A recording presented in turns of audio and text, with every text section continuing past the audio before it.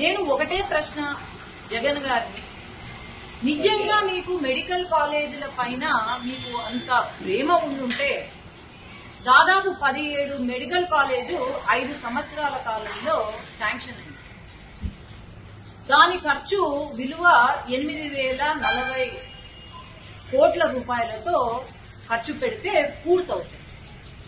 కేంద్ర ప్రభుత్వము 1,451 కోట్ల రూపాయలు శాంక్షన్ చేశారు. అట్లాగే 700 కోట్లు పీజీ విద్యకు శాంక్షన్ చేశారు.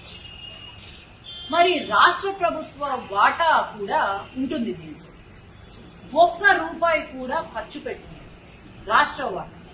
అట్లాగే 700 కోట్లు ఏవైతే పీజీకి సంబంధించిన దీనికి ఇచ్చారో కేంద్రము, మరి దాన్ని మొత్తము డైవర్ట్ చేశారు.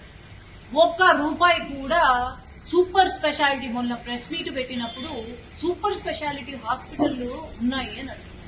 ఏది ఒక్క సూపర్ స్పెషాలిటీ హాస్పిటల్ చూపించమనండి. ఈనాడు వైద్యం గురించి మాట్లాడుతున్నారు.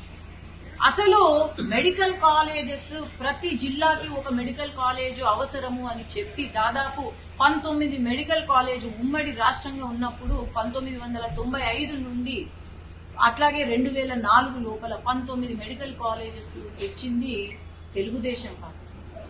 అట్లాగే గవర్నమెంట్ ప్రభుత్వ మెడికల్ కాలేజెస్ దాదాపు 6 తీసుకొచ్చింది తెలుగుదేశం. ఈరోజు నిమ్స్ కానీ, స్విమ్స్ కానీ, బర్డ్స్ కానీ, అట్లాగే టాటా క్యాన్సర్ హాస్పిటల్ కానీ, బసవతారకం క్యాన్సర్ హాస్పిటల్ కానీ, సూపర్ స్పెషాలిటీ హాస్పిటల్స్ ఏవైతే ఉన్నాయో తీసుకొచ్చింది తెలుగుదేశం పార్టీ.